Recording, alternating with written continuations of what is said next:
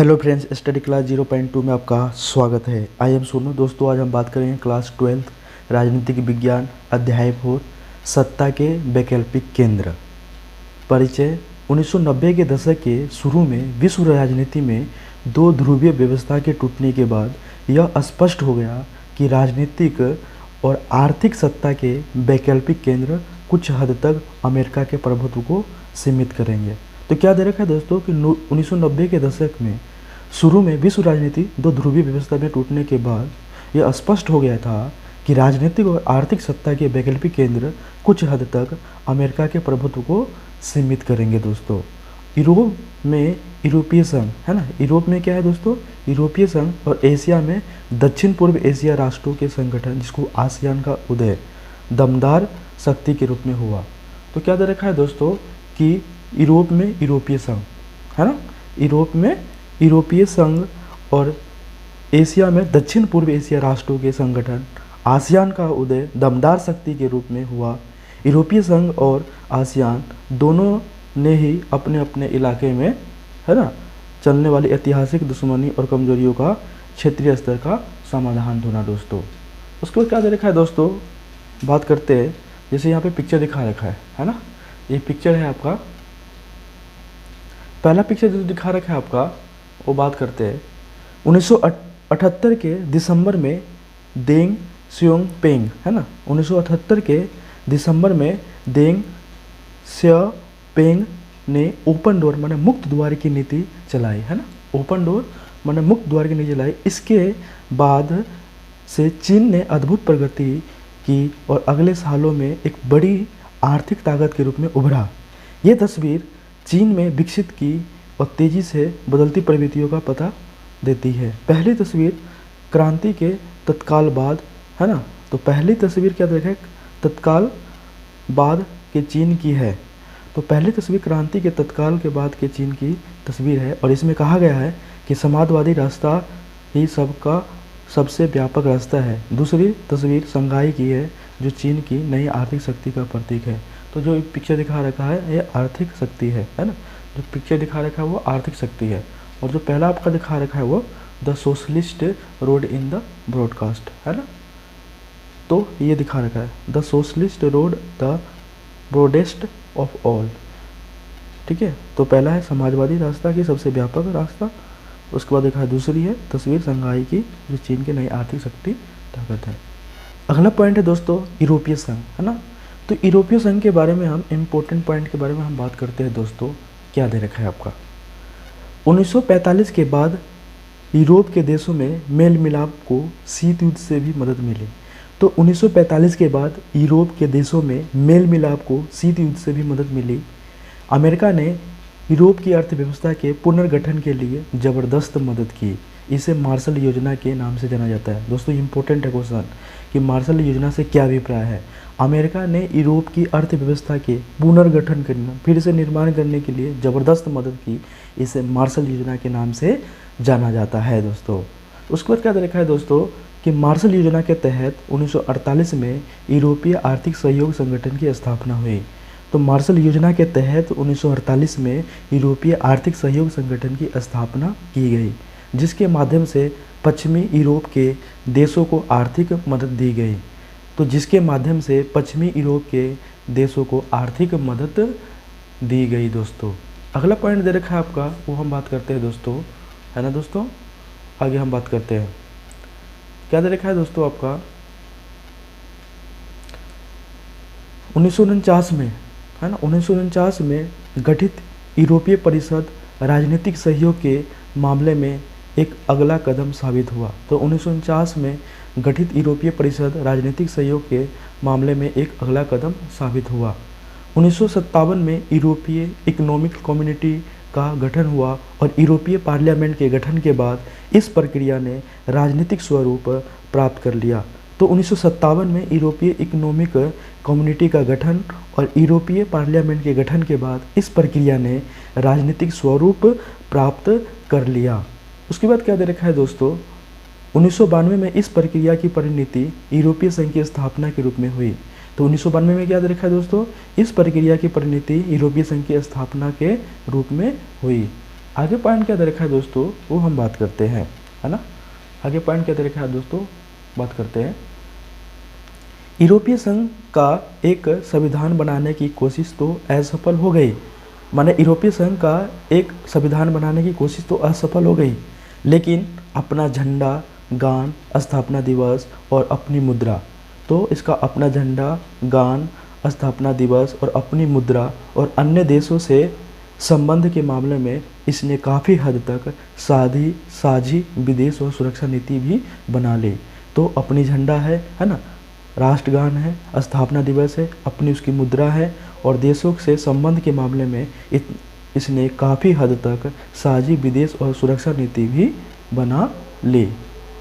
उसके बाद क्या लिखा है दोस्तों, ये आपका दिखा रखे 12 सितारे, ये यूरोपीय संघ का एक झंडा है दोस्तों, ये यूरोपीय संघ का झंडा है दोस्तों, इम्पोर्टेंट है पेपर की दृष्टि से। सोने के रंग के सितारों का घेरा यूरोप के लोगों की एकता, मेल मिलाप का प्रतीक है। इसमें 12 सितारे हैं क्योंकि 12 की संख्या को यहाँ वहाँ पारंपरिक रूप से पूर्णता, समग्रता और एकता का प्रतीक माना जाता है। तो 12 सितारे हैं, 12 की संख्या को वहाँ पारंपरिक रूप से पूर्णता, समग्रता और एकता का प्रतीक माना जाता है। जैसे दोस्तों देखोगे तो 1 2 3 4 5 6 7 8 9 10 11 12 है। 12 क्या दिखा रखा है, पूर्णता का है, समग्रता का है और एकता का प्रतीक माना जाता है दोस्तों। यूरोपीय संघ के आर्थिक, राजनीतिक, कूटनीति तथा सैनिक प्रभाव बहुत ज़बरदस्त है। 2005 में यह दुनिया की सबसे बड़ी अर्थव्यवस्था थी। 2005 में दुनिया की सबसे बड़ी अर्थव्यवस्था और इसका सकल घरेलू उत्पाद 12,000 अरब डॉलर से भी ज़्यादा था। तो सकल घरेलू उत्पाद 12,000 अरब डॉलर से भी ज़्यादा था, जो अमेरिका से भी थोड़ा ज़्यादा ही था। इसकी मुद्रा यूरो, इसकी मुद्रा क्या है, यूरो, अमेरिकी डॉलर के प्रभुत्व के लिए खतरा बन सकती थी और विश्व व्यापार में इसकी हिस्सेदारी अमेरिका से 3 गुनी ज़्यादा है ना। तो क्या तरीका है दोस्तों, 2005 में दुनिया की सबसे बड़ी अर्थव्यवस्था, इसका सकल घरेलू उत्पाद 12,000 अरब डॉलर से ज़्यादा थी और अमेरिका से भी थोड़ा ज़्यादा है और इसकी मुद्रा यूरो अमेरिकी डॉलर के प्रभुत्व के लिए खतरा बन सकती है और विश्व व्यापार में इसकी हिस्सेदारी अमेरिका से क्या है, 3 गुनी ज़्यादा है ना, 3 गुनी ज़्यादा है दोस्तों। यूरोपीय संघ के 2 सदस्य देश ब्रिटेन, फ्रांस सुरक्षा परिषद क्या है, अस्थायी सदस्य है। तो यूरोपीय संघ के 2 सदस्य देश जैसे ब्रिटेन है, फ्रांस है, सुरक्षा परिषद के क्या है, अस्थायी सदस्य हैं। मार्च 1957 इन्हीं 6 देशों के, है ना, मार्च 1957 इन्हीं 6 देशों ने रोम की संधि के माध्यम से यूरोपीय आर्थिक समुदाय EEC, यूरोपीय आर्थिक समुदाय और यूरोपीय एटमी ऊर्जा समुदाय का गठन किया गया। तो 57 में, मार्च 1957 में 6 देशों ने रोम की संधि के माध्यम से यूरोपीय आर्थिक समुदाय और यूरोपीय एटमी ऊर्जा समुदाय का गठन किया। 1979 में क्या देखा है, यूरोपीय संसद के लिए पहला प्रत्यक्ष चुनाव हुआ, है ना, पहला प्रत्यक्ष चुनाव हुआ। फरवरी 1992 में यूरोपीय संघ के गठन के लिए maastricht संधि पर दस्तखत हुए। तो यूरोपीय संघ के गठन के लिए maastricht संधि पर क्या हुआ दोस्तों, दस्तखत हुआ। उसके बाद क्या देखा दोस्तों, आगे बात करते हैं। सैनिक ताकत के हिसाब से यूरोपीय संघ के पास दुनिया की सबसे बड़ी सेना, तो सैनिक ताकत के हिसाब से दुनिया की सबसे बड़ी सेना किसके पास था, यूरोपीय संघ के पास। इसकी कुल रक्षा बजट अमेरिका के बाद सबसे अधिक, है ना, अमेरिका के बाद सबसे अधिक। और यूरोपीय संघ के 2 देश ब्रिटेन और फ्रांस के पास परमाणु हथियार, तो ब्रिटेन और फ्रांस के पास परमाणु हथियार।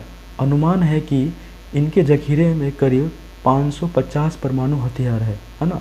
अंतरिक्ष विज्ञान और संचार प्रौद्योगिकी के मामले में भी यूरोपीय संघ का दुनिया में दूसरा स्थान है। तो अंतरिक्ष विज्ञान, है ना, संचार प्रौद्योगिकी के मामले में यूरोपीय संघ दुनिया में दूसरा स्थान है ना, दूसरा स्थान दे रखा है दोस्तों। अगला पॉइंट दे रखा है दोस्तों, हम बात करते हैं। इसके सदस्य देशों की अपनी विदेश और रक्षा नीति है जो कई बार एक दूसरे के खिलाफ भी होती है। तो इसके सदस्य देश है, अपनी विदेश और रक्षा नीति है जो कई बार एक दूसरे के खिलाफ भी होती है। उसके बाद क्या दे रखा है दोस्तों, यूरोपीय संघ के कई नए सदस्य देश भी अमेरिकी गठबंधन में है और यूरोप के कुछ हिस्से में यूरो को लागू करने के कार्यक्रम को लेकर के काफ़ी नाराज़गी है। तो यूरो क्या है, यूरोपीय संघ की क्या है दोस्तों, मुद्रा है ना, करेंसी है। तो यूरोपीय संघ में कि कई नए सदस्य देश अमेरिकी गठबंधन में थे और यूरोप के कुछ हिस्से में यूरो को लागू करने के लिए कार्यक्रम को लेकर के लोगों में क्या है दोस्तों, नाराज़गी है। आगे पॉइंट दे रखा है दोस्तों, हम बात करते हैं। डेनमार्क और स्वीडन ने मास्ट्रिच संधि और साझी यूरोपीय मुद्रा यूरो को मानने का प्रतिरोध किया था। तो जो डेनमार्क दे रखा है एक देश है और स्वीडन है, मास्ट्रिच संधि और साझी यूरोपीय मुद्रा यूरो को मानने का क्या किया था दोस्तों, प्रतिरोध किया। 2003 में यूरोपीय संघ ने एक साझा संविधान बनाने की कोशिश की थी और यह कोशिश क्या हो गई थी दोस्तों, नाकामयाब रही। इसी को लक्ष्य करके यह कार्टून बना है। कार्टूनिस्ट ने यूरोपीय संघ को टाइटैनिक जहाज के रूप में, है ना, क्यों दिखाया। तो 2003 में यूरोपीय संघ ने एक साझा संविधान बनाने की कोशिश की, यह कोशिश क्या हो गई दोस्तों, नाकामयाब हो गई। आगे पॉइंट दे रखा है दोस्तों, हम बात करते हैं दक्षिण पूर्व एशियाई राष्ट्रों का संगठन। आसियान का मतलब क्या होता है, दक्षिण पूर्व एशियाई राष्ट्रों का संगठन, है ना। आसियान का मतलब होता है दोस्तों दक्षिण पूर्व एशियाई राष्ट्रों का संगठन। आगे क्या दे रखा है दोस्तों, आगे हम बात करते हैं 1967 में इस क्षेत्र में, है ना, 1967 में इस क्षेत्र के 5 देशों ने बैंकॉक घोषणा पत्र पर हस्ताक्षर करके आसियान की स्थापना की। तो 1967 में इस क्षेत्र के 5 देशों ने बैंकॉक घोषणा पत्र पर हस्ताक्षर करके आसियान की स्थापना की। ये देश थे Indonesia, Malaysia, Philippines, Singapore, Thailand. ASEAN का उद्देश्य मुख्य रूप से आर्थिक विकास को तेज करना और उसके माध्यम से सामाजिक सांस्कृतिक विकास हासिल करना। तो 1967 में इस क्षेत्र के 5 देशों ने बैंकॉक घोषणा पत्र पर हस्ताक्षर करके आसियान की स्थापना की। ये देश इंडोनेशिया थे दोस्तों, दूसरा मलेशिया है, तीसरा फिलीपींस है, चौथा सिंगापुर है, 5वां थाईलैंड है। आसियान का उद्देश्य क्या दे रखा है दोस्तों, आर्थिक विकास को तेज करना। तो दोस्तों ये भी क्वेश्चन इंपॉर्टेंट है कि आसियान का उद्देश्य क्या है कि आर्थिक विकास को तेज करना और उसके माध्यम से सामाजिक और सांस्कृतिक विकास हासिल करना था दोस्तों। बाद के वर्षों में, है ना, बाद के वर्षों में ब्रुनेई, है ना, Darussalam, Vietnam, Laos, Myanmar, Cambodia भी आसियान में शामिल हो गई और इसके सदस्यों की संख्या कितनी हो गई थी 10। तो दोस्तों पहले क्या थे, 5 थे। तो ब्रुनेई, दारुसलाम, है ना, Darussalam, Vietnam, Laos, Myanmar, Cambodia, ये 5 देश और शामिल हो गए। तो इसकी सदस्य संख्या कितनी हो गई दोस्तों, 10 हो गई, है ना। आगे हम बात करते हैं दोस्तों, आगे पॉइंट क्या दे रखा है दोस्तों, वो हम बात करते हैं, है ना दोस्तों। उसके बाद क्या दे रखा है दोस्तों, अनौपचारिक टकराव रहित और सहयोगात्मक मेल मिलाप का नया उदाहरण पेश करके आसियान ने काफ़ी यश कमाया और इसको आसियान शैली ही कहा जाने लगा। तो दोस्तों ये इंपॉर्टेंट क्वेश्चन है कि आसियान शैली किसे कहते हैं। अनौपचारिक टकराव रहित और सहयोगात्मक मेल मिलाप का एक नया उदाहरण पेश करके आसियान ने काफ़ी यश कमाया और इसकी आसियान शैली ही कहा जाने लगा दोस्तों, है ना दोस्तों। उसके बाद दे रखा है दोस्तों, नेक्स्ट बात करते हैं हम आगे, आसियान सुरक्षा समुदाय और आसियान आर्थिक समुदाय। आसियान सुरक्षा समुदाय और आसियान आर्थिक समुदाय और आसियान सामाजिक समुदाय नामक 3 स्तंभों के आधार पर आसियान समुदाय बनाने की दिशा में। तो आसियान जो समुदाय है 3 स्तंभों पे बनाने का, है ना, बनाने की दिशा में कदम उठाए थे। तो पहला क्या दे रखा है, आसियान सुरक्षा समुदाय, आसियान आर्थिक समुदाय, है ना, आसियान सामाजिक सांस्कृतिक समुदाय नामक 3 स्तंभों के आधार पर आसियान समुदाय बनाने की दिशा में कदम उठाए गए हैं दोस्तों।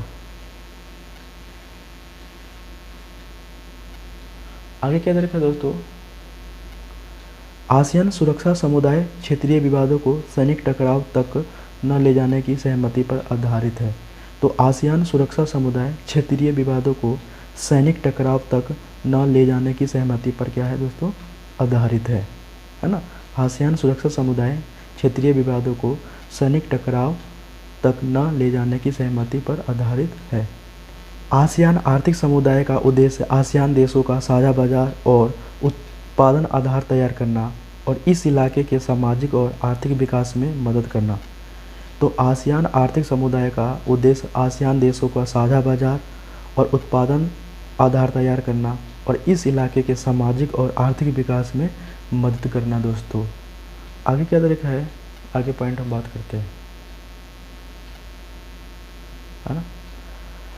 आसियान द्वारा अभी टकराव की जगह बातचीत को बढ़ावा देने की नीति से यह बात निकली है कि इसे तरकीब से आसियान ने कंबोडिया के टकराव को समाप्त किया है और पूर्वी तिमोर के संकट को भी संभाला है। तो आसियान द्वारा अभी टकराव की जगह बातचीत को बढ़ावा दिया है ना। यह बात से निकली है। इसी तरकीब से आसियान ने कंबोडिया के टकराव को समाप्त किया और पूर्वी तिमोर के संकट को संभाला, है ना। आसियान की मौजूदा आर्थिक शक्ति खास तौर से भारत और चीन जैसे तेज़ी से विकसित होने वाले एशियाई देशों के साथ व्यापक और निवेश के मामले में उसकी प्रासंगिकता ने इसे और आकर्षक बना दिया है। तो आसियान की जो मौजूदा आर्थिक शक्ति खास तौर से भारत और चीन जैसे तेज़ी से विकसित होने वाले एशियाई देशों के साथ व्यापक व्यापार और निवेश के मामले में उसकी प्रासंगिकता मतलब दोस्तों उपयोगिता ने इसे और भी आकर्षक बनाया है। आगे पॉइंट देखा है दोस्तों, आगे हम बात करते हैं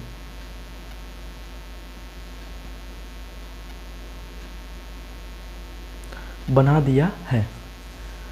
भारत ने 2 आसियान सदस्यों सिंगापुर, थाईलैंड के साथ मुक्त व्यापार का समझौता किया है। तो भारत ने 2 आसियान सदस्य सिंगापुर, थाईलैंड के साथ मुक्त व्यापार का समझौता किया है ना दोस्तों।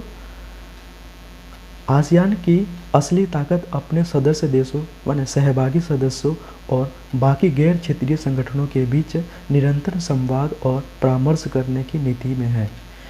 यह एशिया का एकमात्र ऐसा क्षेत्रीय संगठन है जो एशियाई देश और विश्व शक्तियों को राजनीतिक और सुरक्षा मामले में पर चर्चा के लिए राजनीतिक मंच उपलब्ध कराता है दोस्तों। तो क्या दे रखा है दोस्तों इसमें कि आसियान की असली ताकत अपने सदस्य देशों की सहभागी सदस्य और बाकी गैर क्षेत्रीय संगठनों के बीच निरंतर संवाद और परामर्श करने की नीति है। यह एशिया का एकमात्र ऐसा क्षेत्रीय संगठन है जो एशियाई देश और विश्व शक्तियों की राजनीतिक और सुरक्षा मामले पर चर्चा के लिए राजनीतिक मंच उपलब्ध कराता है। इसमें दोस्तों दिखा रखा है आसियान का ये झंडा दिखा रखा है ना। ये आसियान का क्या है दोस्तों, झंडा है। आसियान का झंडा, आसियान के प्रतीक चिन्ह में धान की 10 बालियाँ है ना। ये धान की क्या है दोस्तों, 10 बालियाँ दिखा रखा है ना। तो आसियान के प्रतीक चिन्ह में धान की 10 बालियाँ दक्षिण पूर्व एशिया के 10 देशों को इंगित करता है जो आपस में मित्रता और एकता के धागे से बंधे हैं। वृत्त आसियान की एकता का प्रतीक है। जो सर्कल बना रखे हैं दोस्तों वो क्या है, आसियान का एकता का प्रतीक है। आगे पॉइंट दे रखा है दोस्तों, आगे हम बात करते हैं। ये पूर्व एशिया के देश है ना, पूर्व एशिया। तो भारत ने 1991 से पूर्व की ओर चलो की नीति अपनाई और इससे पूर्व एशिया के देश आसियान, चीन, जापान, दक्षिण कोरिया और उसके आर्थिक संबंधों में बढ़ोतरी हुई। तो भारत ने 1991 में पूर्व चलो की नीति अपनाई थी और पूर्व एशिया के देश आसियान, चीन, जापान और दक्षिण कोरिया उसके आर्थिक संबंधों में बढ़ोतरी हुई।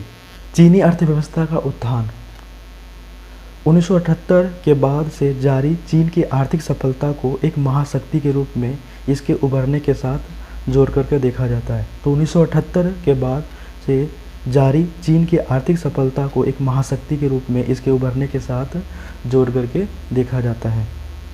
आगे पॉइंट देखा है दोस्तों, आगे हम बात करते हैं। चीन सबसे ज़्यादा तेज़ी से आर्थिक वृद्धि कर रहा है और माना जाता है कि इस रफ्तार से चलते 2040 तक है ना, 2040 तक वो दुनिया का सबसे बड़ी आर्थिक शक्ति और अमेरिका से भी आगे निकल जाएगा।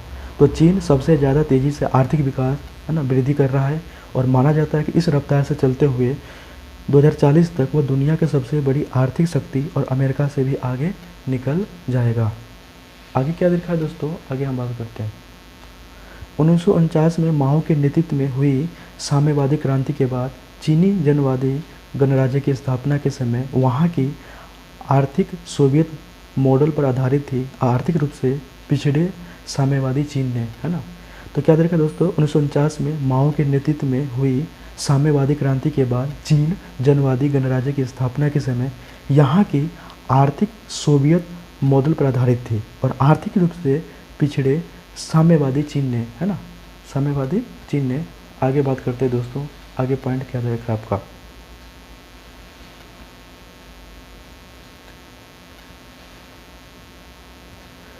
सोवियत मदद और सलाह भी मिली। तो क्या देखा दोस्तों, इसे सोवियत मदद और सलाह भी मिली और इसने विकास का जो मॉडल अपनाया उसमें खेती से पूंजी निकाल करके सरकारी नियंत्रण में बड़े उद्योग खड़े करने पर जोर दिया था। तो खेती से पूंजी मैंने पैसे निकाल करके सरकारी नियंत्रण में बड़े उद्योग खड़े करने पर जोर था। चूँकि इसके पास विदेशी बाजार से तकनीक और सामान की खरीद के लिए विदेशी मुद्रा की कमी थी। तो विदेशों से क्या तकनीक चाहिए, है ना, मशीनें चाहिए, तो इसलिए विदेशी मुद्रा की कमी थी। इसलिए चीन ने आयातित सामानों को धीरे धीरे घरेलू स्तर पर ही तैयार करना, जो वस्तु दूसरे देशों से मंगाते थे वो घरेलू स्तर पर उसका निर्माण करना चालू कर दिया। दोस्तों आगे पॉइंट दे रखा है। दोस्तों आगे हम बात करते हैं, आगे में क्या दे रखा है। चीनी नेतृत्व ने 1970 के दशक में कुछ बड़े नीतिगत निर्णय लिए और चीन ने 1972 में अमेरिका से संबंध बना करके अपने राजनीतिक और आर्थिक एकांतवास को ख़त्म कर दिया। दोस्तों तो चीनी नेतृत्व ने 1970 के दशक में कुछ बड़े नीतिगत निर्णय लिए और चीन ने 1972 में अमेरिका से संबंध बना करके अपने राजनीतिक और आर्थिक एकांतवास को क्या कर दिया दोस्तों, ख़त्म कर दिया और आर्थिक एकांतवास को ख़त्म किया और 1973 में प्रधानमंत्री चाओ एन लाई ने कृषि, उद्योग, सेना और विज्ञान प्रौद्योगिकी के क्षेत्र में आधुनिकीकरण के 4 प्रस्ताव रखे और 1978 में तत्कालीन नेता देंग शुएंगपेंग ने चीन में आर्थिक सुधारों और खुले द्वार की नीति की घोषणा की।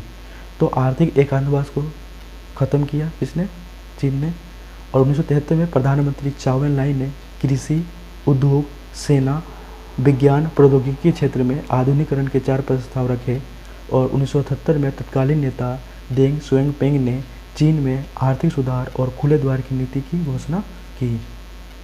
आगे पॉइंट दे रखा है दोस्तों, 1982 में खेती का निजीकरण किया गया और उसके बाद 1998 में उद्योगों का व्यापार संबंध अवरोधों को सिर्फ विशेष आर्थिक क्षेत्रों के लिए हटाया गया। तो 1982 में खेती का निजीकरण, 1998 में उद्योगों का व्यापार संबंध अवरोध को सिर्फ विश्व आर्थिक क्षेत्रों के लिए ही हटाया। अगला पॉइंट दे रखा है दोस्तों, आगे हम बात करते हैं व्यापार के नए कानून तथा विशेष आर्थिक क्षेत्र, special economic zone, SEZ। S माने स्पेशल, ई माने इकोनॉमिक और जेड माने जोन के निर्माण से विदेश व्यापार में उल्लेखनीय वृद्धि हुई। तो व्यापार के नए कानून तथा विशेष आर्थिक क्षेत्र, स्पेशल इकोनॉमिक जोन के निर्माण से विदेश व्यापार में उल्लेखनीय वृद्धि हुई। दोस्तों चीन के पास विदेशी मुद्रा का अब विशाल भंडार है ना, विशाल भंडार है। आगे दे रखा है दोस्तों, 2001 में विश्व व्यापार संगठन में शामिल, है ना, तो 2001 में विश्व व्यापार संगठन में शामिल। और आगे पॉइंट दे रखा है दोस्तों, शामिल हो गया और इस तरह दूसरे देशों के लिए अपनी अर्थव्यवस्था खोलने की दिशा में चीन ने एक कदम और बढ़ाया। तो इस तरह दूसरे देशों के लिए अपनी अर्थव्यवस्था खोलने की दिशा में चीन ने एक कदम और बढ़ाया। आगे पॉइंट दे रखा है दोस्तों, 19वीं सदी में थे। इसके अलावा पर्यावरण के नुकसान और भ्रष्टाचार के बढ़ने के जैसे परिणाम भी सामने आए और गांव और शहर के तथा तटीय इलाके, है ना, तो 19वीं सदी में थे और इसके अलावा पर्यावरण के नुकसान और भ्रष्टाचार के बढ़ने जैसे परिणाम भी सामने आए और गांव और शहर के तटीय, कुछ आपका देखा है दोस्तों, कार्टून दिखा रखा है यहाँ पे, है ना, कार्टून के बारे में बात कर लेते हैं। ये चीन की बढ़ती ताकत दिखा रखा है। अमूमन चीन का नाम आते ही हमारे जहन में चीन की दीवार और ड्रैगन की तस्वीर, ये चीन की दीवार और ड्रैगन की तस्वीर कौनती है। चीन के आर्थिक उभार को दिखाने के लिए यहाँ कार्टूनिस्ट ने दोनों का इस्तेमाल किया है, ड्रैगन का तस्वीर और दीवार। पहचानिए कि कार्टून में दिखाया गया एक छोटा सा आदमी कौन हो सकता है, क्या वह ड्रैगन को रोक सकता है। और मुख्य भूमि पर रहने वाले लोगों के बीच आर्थिक फासला बढ़ता जा रहा था। तो मुख्य भूमि पर रहने वाले लोगों के बीच आर्थिक फासला बढ़ता जा रहा है। वैश्विक स्तर पर चीन एक ऐसी ज़बरदस्त आर्थिक शक्ति बनकर के उभरा कि सभी उसका लोहा मानने लगे हैं। चीन की अर्थव्यवस्था का बाहरी दुनिया से जुड़ाव और पारस्परिक निर्भरता ने अब यह स्थिति बना दी है। तो क्या दे रखा है दोस्तों, कि ज़बरदस्त आर्थिक शक्ति बनकर के उभरा और सब उसका लोहा मानने लगे हैं। चीन की अर्थव्यवस्था का बाहरी दुनिया से जुड़ाव और पारस्परिक निर्भरता ने अब यह स्थिति बना दी है दोस्तों। आगे पॉइंट देखा दोस्तों, आगे हम बात करते हैं।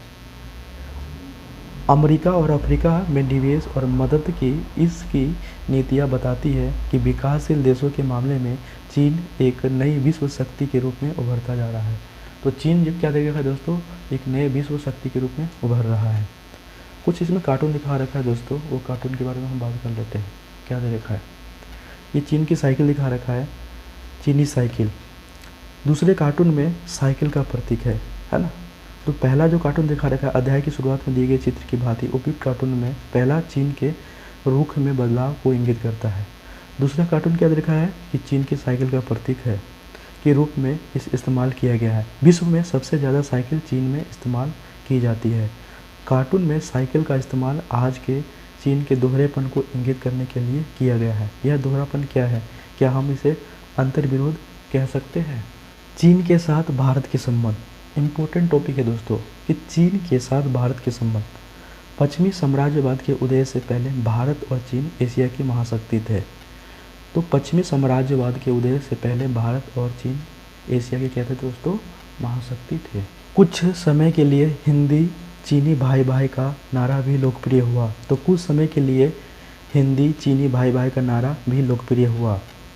उसके बाद क्या देखा दोस्तों, 1950 में चीन द्वारा तिब्बत को हड़पने तथा भारत चीन सीमा पर बस्ती बसाने के फैसले से दोनों देशों के बीच संबंध एकदम गड़बड़ हो गए। तो 1950 में तिब्बत को हड़पने तथा भारत चीन पर बस्ती बसाने के फैसले से दोनों देशों के बीच संबंध एकदम गड़बड़ हो गए। भारत और चीन दोनों देश अरुणाचल प्रदेश के कुछ इलाकों लद्दाख के अक्साई चीन क्षेत्र पर प्रतिस्पर्धा दावे के चलते 1962 में लड़ पड़े। तो क्या देखा है, चीन दोनों देश अरुणाचल प्रदेश के कुछ इलाकों लद्दाख के अक्साई चीन क्षेत्र पर प्रतिस्पर्धा दावा के चलते 1962 में लड़ पड़े। 1962 के युद्ध में भारत को सैनिक पराजय झेलनी पड़ी और भारत चीन संबंध पर इसका दीर्घकालीन असर हुआ, है ना दोस्तों। तो 1962 के युद्ध में भारत को सैनिक पराजय झेलनी पड़ी और भारत चीन संबंध पर इसका दीर्घकालिक असर हुआ। उसके बाद क्या देखा दोस्तों, हम बात करते हैं। दिसंबर 1988 में राजीव गांधी द्वारा चीन का दौरा करने से भारत चीन संबंध को सुधारने के प्रयास को बढ़ावा मिला। तो 1988 में राजीव गांधी द्वारा, है ना, 1988 में राजीव गांधी द्वारा चीन का दौरा करने से भारत चीन संबंधों को सुधारने के प्रयास को बढ़ावा मिला। देशों ने सांस्कृतिक आदान प्रदान, विज्ञान, तकनीक के क्षेत्र में परस्पर सहयोग और व्यापार के लिए सीमा पर 4 पोस्ट खोलने के समझौते भी किए। 1999 से भारत और चीन के बीच व्यापार 30% सालाना की दर से बढ़ रहा है।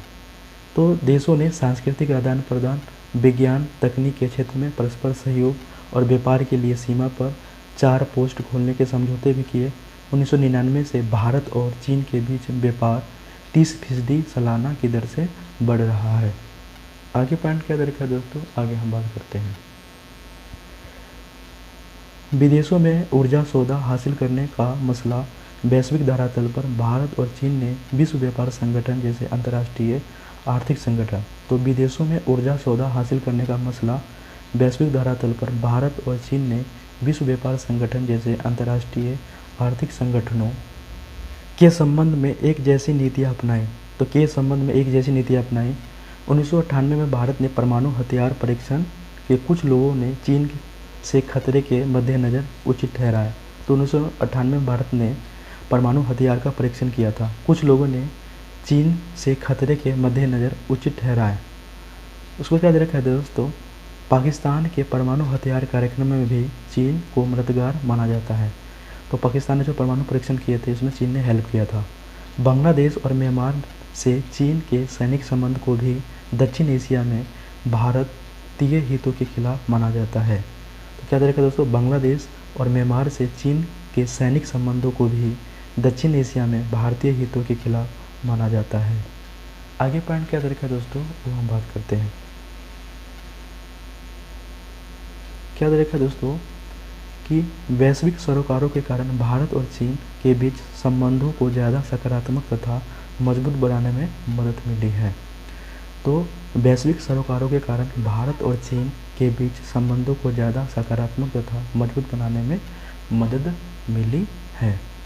Japan, Sony, Panasonic, Canon, Suzuki, Honda, Toyota, Mazda जैसे प्रसिद्ध जापानी ब्रांडों के नाम से आपने ज़रूर सुना होगा।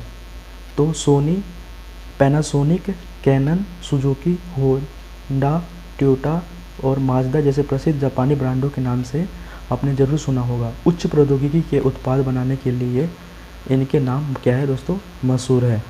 प्राकृतिक संसाधन कम है, वह ज़्यादातर कच्चे माल का आयात करता है। दूसरे विश्व युद्ध के बाद जापान ने बड़ी तेज़ी से प्रगति की है। तो दूसरे विश्व युद्ध के बाद जापान ने बहुत बड़ी तेज़ी से प्रगति की है और जापान की अर्थव्यवस्था विश्व की दूसरी सबसे बड़ी अर्थव्यवस्था है। जो जापान की अर्थव्यवस्था है वो विश्व की दूसरी सबसे बड़ी अर्थव्यवस्था है। परमाणु बम की विभीषिका है ना, जापान के 2 शहर हिरोशिमा नागासाकी पर जो बम गिराए गए थे, तो परमाणु को बम की विभीषिका झेलने वाला एकमात्र देश क्या है, जापान है।